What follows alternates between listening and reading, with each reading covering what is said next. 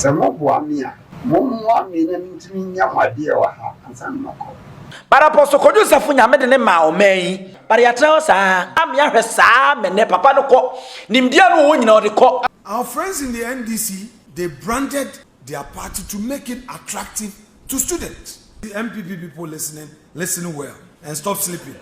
Somewhere for nyina kwaba ebiem emra jumadi yesu asanso afenase a ensama ekoso ewo oman Ghana mu as usual. Many abusuapani kufu so aduomi yede ni nyina ebre ahefo His Excellency John Dramani Mahama oguso ebo adwuma serebe ya oman Ghana ebe fa ne ntoma pa efra kwekwan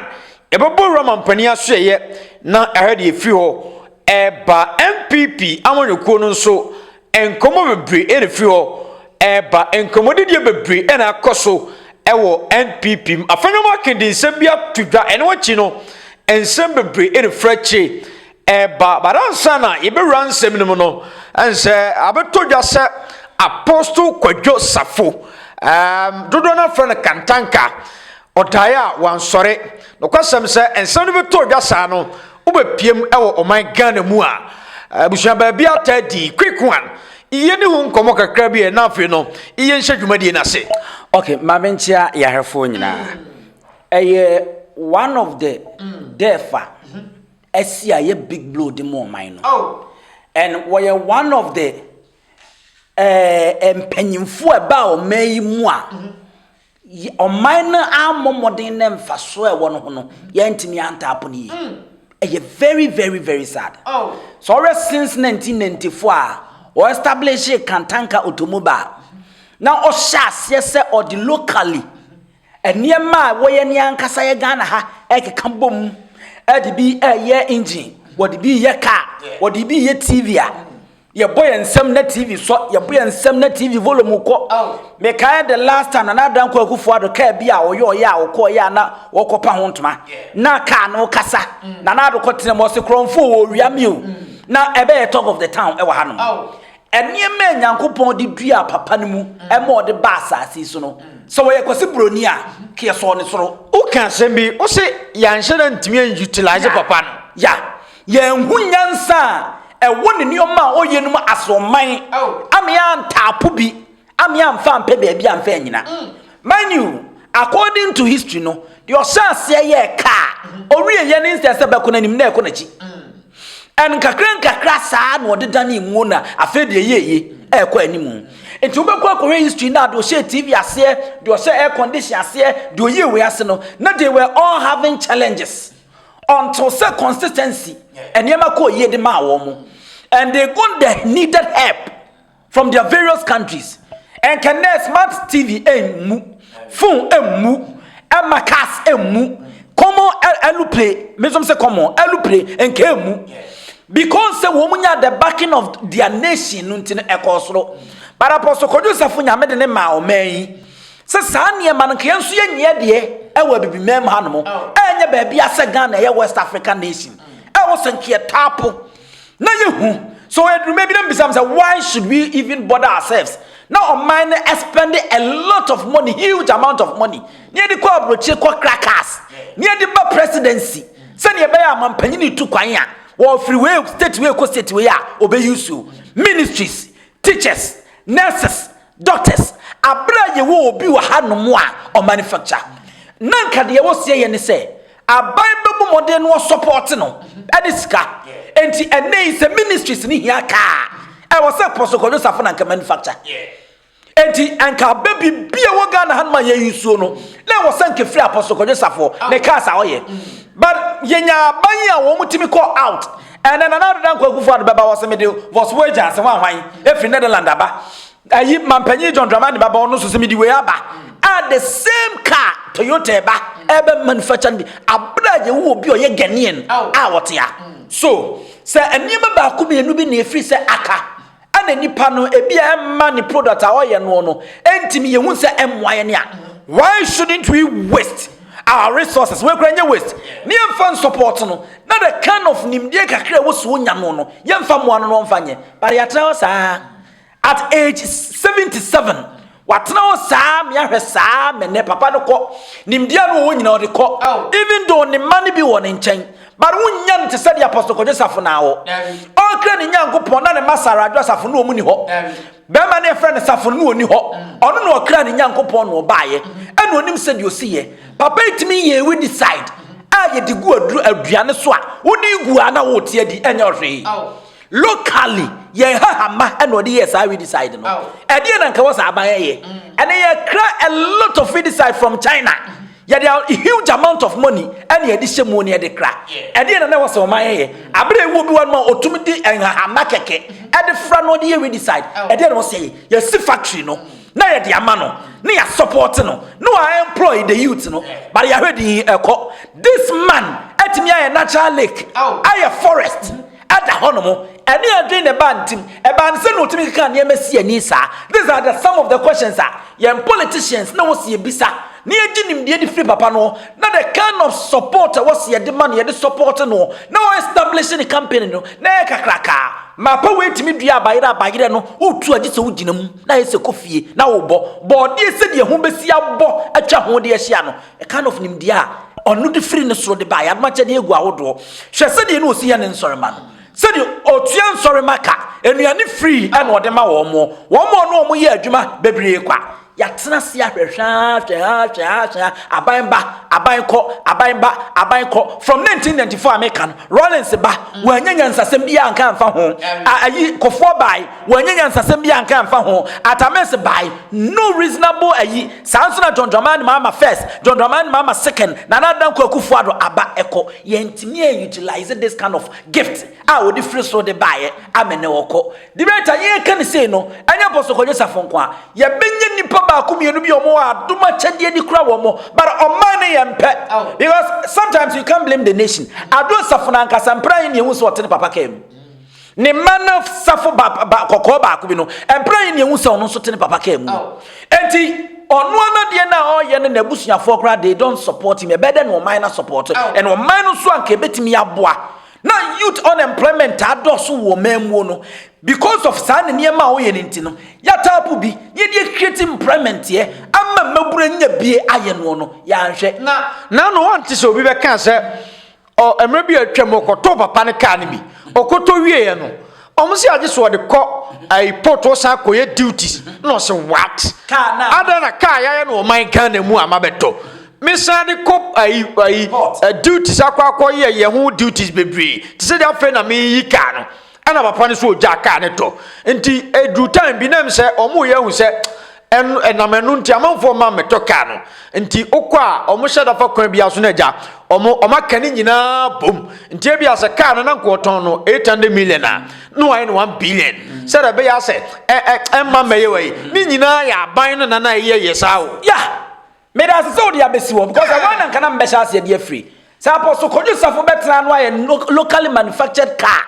na waton car wo kwetena mu anu aka je nya wo dia mem tache me car TV so aye boy nsema na aso wo bo nsema na adum uhum na aso watena aye na se me koto car no na me to wie na ga msa me mfa nko aye koye duty a what do you mean and ekoba besi our politicians say they odi wie ye no those politicians no minye twinyadwa both NDC and NPP obi ehun sa nyansa no and na wo senka wo no original no me the kind of support that they make an edema papa no na sa we nyina efiri mu kan man fa mfra broche na mdeba duty be no e dey nkwase duty no me dey free go mo ampota wo ye ba bia Apostle Kwadwo Sarfo wo no e dey aba me ba bia me metie no e no duty anase ho duty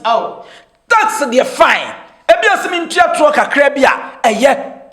matoka but I'm not supposed to be within the car price no eti me dia me to wi ameko price no no ye dwa na wo so kwaje tax ndi free no ho no but ye ntimi antrase anye eno nti ebuga na fo binum abam obi ankwan na so ne Apostle Kwadwo Sarfo be di dwa no no hwe the kind of stress a wo be famu me to wie na makwa aban ho na makoye duty e dey nwa asem no I don't know so wo mo abroche no wo mo ko no mo koto car our car manufacturing company no mu ria omo ko aban ho koye duty a just say omo abroche na be ka che but I know say this can never happen in the US and other developed countries no enkoso wo hono da some talk car manufacturing company a me ria na me ko na akwa koye duty what kind of stress is that enti ya hu papa no eso mfaso ya ntimi a utilize ni ye amo ma na nya benefit am fa free mu tanki etumi yo ya go back 1994 no nipa do se na netimi ye car nipa do se na netimi ye TV nipa do se na netimi ye fridge afi bia e wo de opa ho ntoma na no kra dem said abda atomic bomb missiles hibi ana oyeye obefa ne sa agro na some people will ridicule him e social media but abrofo no sha siensa na tie dia herade abrofo na nhyase bum ana omo ye ne Lamborghini ana omo ye wa Chrysler ana omo ye Rolls Royce ye wo mo hyase nkakra ana enimdia ne ko animu ana ne ekosoro enti se apostle Korinto bu se wa ye measles ana se wa ye bombo ana se wa ye topa ye bi na wo twetwe no a eye ahyase se ene e kasa busuan paade pa awoko e Ghana ni nti mi nim de ha yo but then you will see the nation ebe morning no meaning say presidency be ho adwuma and wo be wo mpanyimfo kuku dama ebe trupi akọ na yase wo mo mbe ko ni fie na wo mene na kwa akosu atemu de asia wi wo the bible ye den enipa no tia se wo se ye fa bibi free no ho na bo wo man no ye mfi but now wo no we will go there one be go chichi wo mani ase wo be with the kind of tribute aban be kwa redie wo with the kind of tribute the opposition party be kwa redie wo with the kind of tribute the so called apostles no be kwa use ako redie but at the ben now say Christian councils kwa sorry say anya hwe no papa is part of us enti se ye hu sanimdie se ne wo ne mu de na aban ne mfie a ye hu sujamfa mu aban ne chemu na yankai aban sa aban ne refia ye manu say it is very necessary see be support Apostle Kwadwo Sarfo a ye ne aye de se ne be ya niema na oye no no se ne mdi kaka no ebi animdie kakra bi na ache a ye bemma wonye expert no agoka no ho na ofe wotumi aye no bebre ade am man ne yusu ene di brighter teachers nya kan fa nko adwuma nurses nya kan fa nko adwuma so ye so Apostle Kwadwo Sarfo asene ebi na da bia na ye ka no ya sofo de wo kroma na dodo na anwene about 95% adwe de umutima ye se eye attendant wuro can you imagine $95 million na dia kotu amana ada wo se ye national cathedral no enti asofo bia nyansa bia ma obi atrim se anya hwe no wo ba onana oyonku bi si ade ma Apostle Kwadwo Sarfo so onfa enye establishment enu omi compare ne kakraka wonye we decide kakraka ke bia nke ya mfa wo ba bi wunua bi ni wadamfo bia ko asore ba bi ye befa no ama obaba beto correction abebo afode wo aso dem no but who the hypocritical aspect of our clergymen obienu amemete ye say one day bi wo mo sorry so wo mo back Apostle Kwadwo Sarfo no man aka bibi de atira ban ne sa ban no but and you see the kind of tribute you see the kind of ensema ombefa ebeka ade afa no ho sansema obeka afa no nyina nyansa nim oye sofo a na Apostle Kwadwo Sarfo wuo no asema obeka afa no bia nyansa nim nya fe na be na oye very creative now oye so special no so special and creative no e die na wuti ma ye nya de free mu aso man ekokwa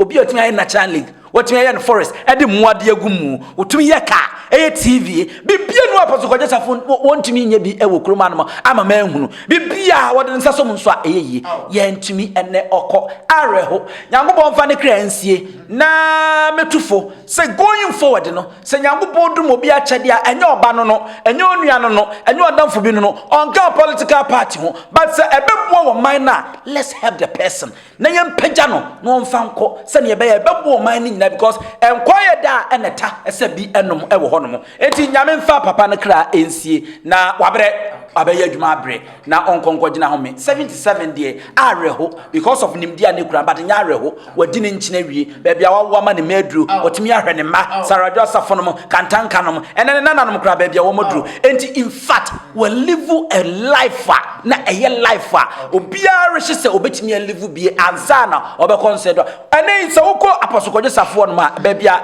ne bayi no wo ye MP a domi kwa benya ho ya the influence about Omo and the man NPP lose that seat, no. Oh yeah. The influence about Apostle Kwadwo Sarfo and the man lose here because my mia we ni here when this dimit me corner saw them on mo koye campaign NPP ni Michael Kwe Junior when one mother and I know and they win at the man NDC ni no. So we influence I was say hono all friends say society all from us say a family and not just common church. And in fact Ghana hradie o man na hradie and Christo Asafo so de one man hradie pa. Quick one, yentumrika na yenko tie nsɛm Afenyo Markin edia tudwa afa NPP and NDC ho abusua ensɛm na no den yenkomra. Back in the days at Kivas, it was difficult for a student to associate himself with NDC. When we were at the university, if you want to contest for leadership on campus and anybody there says you are an NDC, you will lose. No student wanted to hear NDC. So the NDC boys, they were hiding to do their meetings. They won't do their meetings in the open. But MPP TESCON took things for granted. And there was a time I was commending NDC for their transformation. It was misconstrued. Today, I won't let any fear grip me. I will face the reality and let people misconstrue it. But that is the reality. Our friends in the NDC decided not to give up. They went into rebranding of their party. They branded their party to make it attractive to students. I remember Casford Hall, my own cousin, was contesting for Casford Hall presidency. I was his campaign manager. Last minute he lost. And after the election, we were told that, oh, there was some NDC pickup at Ogwao Hall area. And he was talking to the person. Somebody used as campaign propaganda. So that is what made the student vote against him. But today, 10 may even be popular than TESCON. Today, students are able to proudly say, I'm NDC because of the branding. So the NDC, MPP people listening, listen well and stop sleeping.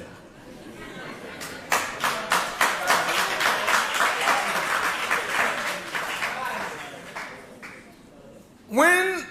we won the first time in the year 2000,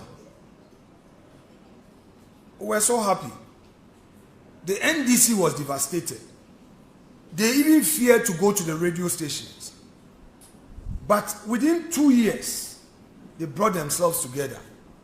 To the extent that by 2004, they were able to reclaim some of the seats we snatched from them in 2000. By 2008, they had made themselves formidable to snatch power. Then we went back to prepare ourselves for 2016 after the disappointment in 2012. And we got back power. Got the highest majority seats ever, 169. Again, we went to sleep. We thought it was all about free SHS. Whereas our friends were breaking it into pieces and crashing the impact of free SHS. I'm sure all of you are free SHS products.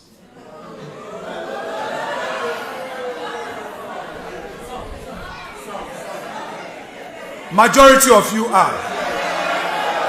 Yes. Of course, majority of you are free SHS products. That is true.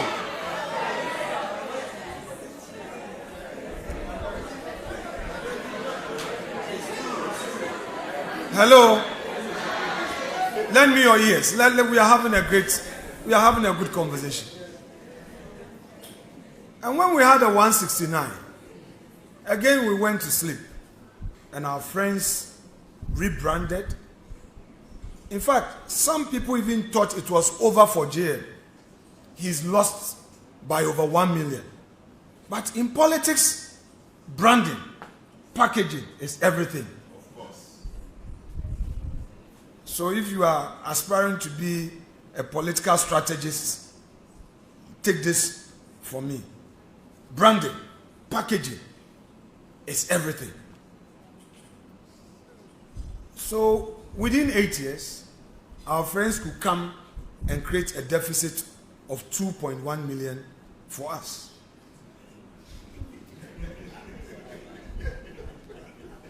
And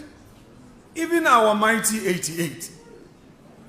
they have managed to snatch one to make it mighty 87. Okay, Abusha. Afenyo Markin se kwa chire kura dodo. Chinese nim ni mo e. De waka nyina simple. Se enne no NDC se oni NPP gina ho no mo na ye de kodwa. NPP akoye se dada so banche. Ana NDC aye se debom. Ye ka debom a mfonua mu banche no tiantia kama ubona mpisi a na ho aye fefefe dada so banche no so asondaye ti ubetuo no na emu abofuo na emu apro. NPP akoye se dada so banche ana NDC aye se mfonua mu banche aye akono amobi apeso di bibo ampesi atwimako na odi sa di mu no odi but then NDC no but then NPP no nya akono onu ana asondaye emma a school for ankakane no na ferry na time so be we school ni a wo do be ho ba associate NDC no enne enu moma be ya akono ma school for ka mo ba NDC e chen NPP na ugopie mu Ashanti region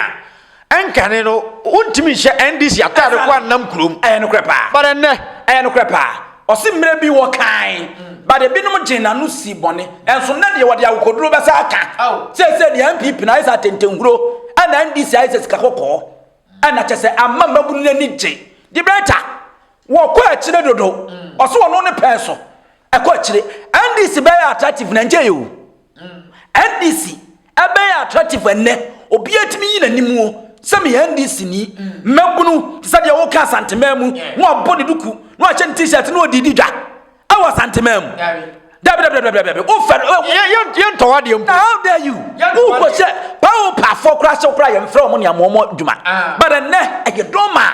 ko donu na kware commenting so na kware omo hye NDC t-shirt flag bonitie no omo di twi street ko na kware enanya ni wubiem enya ferie biem na ni nyina eye kwan a since 1992 no NDC NPP branding wo mo NPP ama ND obi e wo Ghana bia hu se NDC eya manyoko omo ya tutrafo omo ya wudifo ni titu ebra na John Ajekumkufo peso be 2000 na fei enipakuwo adedadeda voter rating ya do mkoto we wuda ha na omo de atage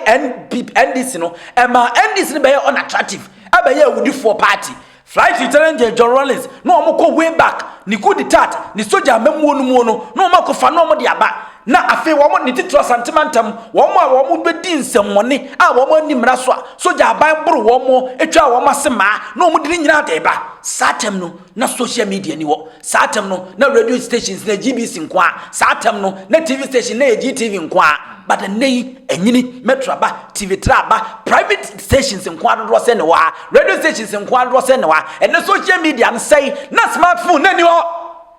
enti we na no omo de to Ghana for de say Ghana for adwene but eni na ye ba technological era no aye den so obetumi atwa toro na dia to political party bi so just the onitie just the adwene na ne tirimu ana wo ka no aye din but the adwene na ne tirimu no so ontumi nko social media no skra na operate so obetie de obi nso ka de o ka de fa ho eno na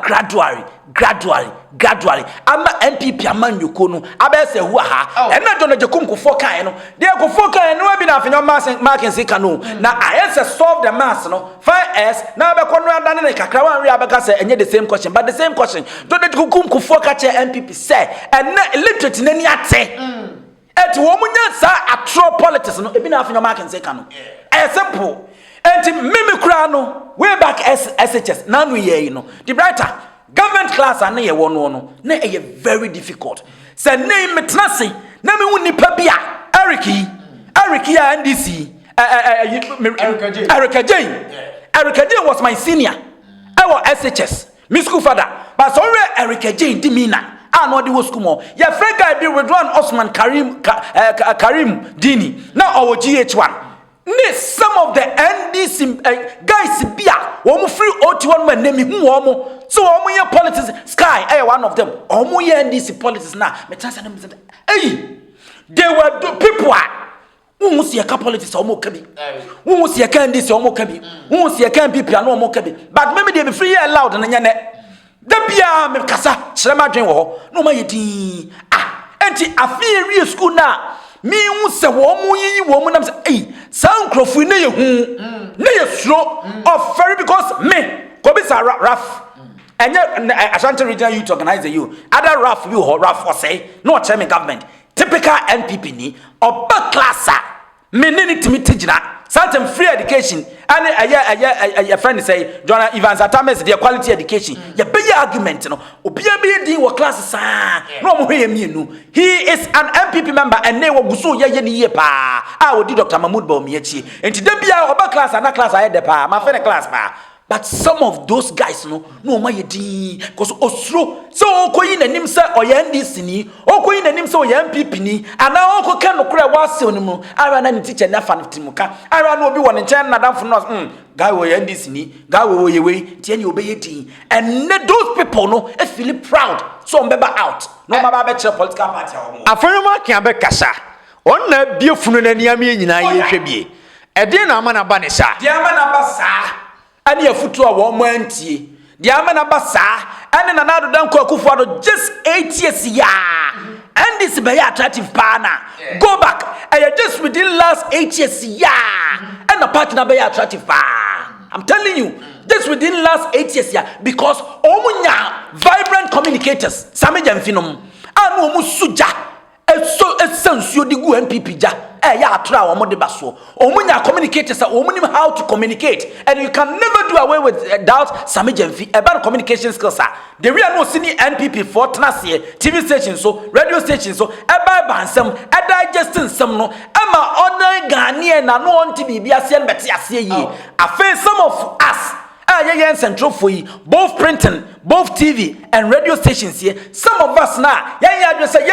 we can never be neutral, but we will always try to be fair. Near Casamnis and Citiano, Ninanso Cajon, a fay, Nanu Yanche, Musa dan kwakoye hwehwemu ade bai aha meka kire wo se eba ye no ene intellectual sa wo mo do ono don NDC no aye match bigger than NPP ko omo na first no omo from say intellectuals but gradually some position na free wo mo nsa amenne omo makostu na nyansa ka ho a wo mo don NDC no aye higher enti de na Musa dan kweka no wo se illiterate omo to aba no omo yimpanyimfo both political parties no NDC ekura wo mo makostu o madwemu do esne NPP so imagine obi a wako school na dream do no koyi leader what kind of leader obe choose and obi a no na dream no e ko choose leader enu nti na hwe the kind of leaders are omu lead NDC now they compare the kind of leaders are omu lead MPP utum say a vast intervals no so pa ba omi abese gab let me bolu ne gab no so ti da bia me comparison ne de show so untumi there is nobody and one people currently I bet me na toto Johnson say din ketia as party chairman obi enu won MPP mu right now I bet me na toto Johnson say din ketia hwe the kind of leader John Dramani Mahama ne pe ni hia hunu from assemblyman MP deputy minister mu vice president when there was sense hunu bi MPP I bet me na toto John Dramani Mahama this also one kind of credit it is say let's say ne ya do se be kan no kra untumi nkofa Dr. Alhaji Mahmoud Bawumia just 15-16 years ago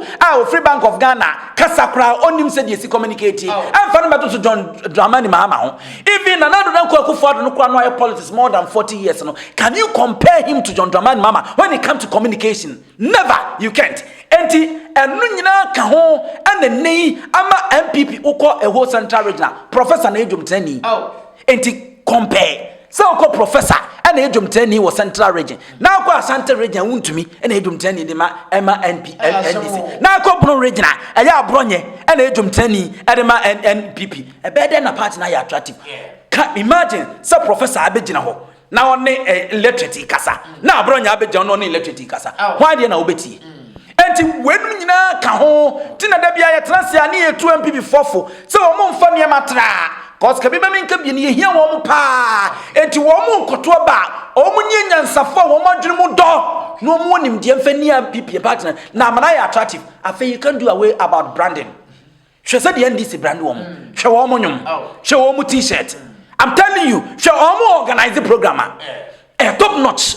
Said you miss your body kokrakeke. She woman colors no the t-shirt. She nefe. NPP ada so tena woman tete. 1990 etemu ho ani 70 politics no ma wo nyoma juton berry brand wo abronya ne bekan wo se enne common microphone yi political party e ba ye nyene adahwe o ye nhyiemu ana o ye bibia so mko hai sound system this so mko hai abanya ba asaba eseko where the kind of atrocity where the kind of corruption I dey take NPP as a political party no mu ni common sound system amode be program e ye branding ni bi no enti ene no branding ne ka ho won say NDC kofa ba ya na NPP di aba ya say ye dey ayi green army aba bon wa na NPP nso akofa blue army aba hwe NDC army no the kind of ntade on be hye na NPP the kind of ntade on be hye ene youth no pa de efe enti you can't do away with the branding no and also kaho and na NDC are attractive what nyom na apart from Lumba oh be born na de oyarena and your NDC ni crowd ya na oden tell me any musician what me abonyansa nyom e de ama NPP enti ni nyina kaho and na ama NPP e ridicule wo mo no ma ba fom no the kind of communicators onya miracle aboade no no kasa de ma abronye kasa untumi kasa e hwan na e kasa Richard ahia gbayi wonim kasa no kasa ma na de sami jamfinum na de erikaje num na de eye masa enti ni nyina ka ho ana ne ama omo party no aba fom ti meni Afenyo Markin se ya adwen ne mom no meni eje so onya akokoduro no aka sa na wo so mo ye na wo twi yeti se de modi ka ye wo adwuma no Mahmoud ba mi aba be pacho achew pa no na ye na se de hunya supposed to become long no sabarana na better on some metna ka chiro se meni MPP a kamo sase na mo kom campaign during 2024 election mu wugina wa Ghana fom mfa ncheme ya nya niema bi yie ansa na wasama wono ababeka but wo mu bie microphone na edizifia de ahyem enne die na abantia afi na abepa chaw afi yendi ampipi amanyuko no enusua mesitaka 87 no afi na abepa chaw atemu da asia wie enti chopa no it was unnecessary na hu hia se ne wo mo de ba but it is better than none so wo mo de aba wo mo hwe enti ni nyina ka ho ene abronya beko no akoka de ni kwaso oka no adi IGP a eye mo na mo appoint no so me deputy IGP atem so ye kurase ni wo ejimifo wo ye corrupt na yakoche no na wakofa lawyer so me defend wa lawyer say AI. Can you imagine? Enti ene the youth na no hwe life no anu say abronya kan better na this kind of political party are attractive the amano tidi brighter se one kasa no da bia ka confidence na wo ene wote yi wonim se watade a obesha de bepie ontoma obefra de bepri ompabo a obefra de pri no se de obesia carry wo ho e wa atare no no ena mu obi hu a na ye nakono but one kasa tade na ehyew no pabo na ehyew no wonye okay ana wodi pie enti wodi mi na no ema de ogira bontene nya attractive to you to ohu ana ridicule ka wo no wabdo ho aba but wo se ni bold ana ya kodo na otiye na adigina ya ka brai atare senso mo nti ni nani se de asiage no view ono she garment pa no view but so well mu ho a obi mu tini nyina ka ho NPP abewie nti enti Afenyo Markin no kwasem ni waka nokre no omo nkoso no omo de nokre ne keka kan saa ebema party nkakra sansa 2028 ya enema betimi asasa ebia 2032 quick one yeremasi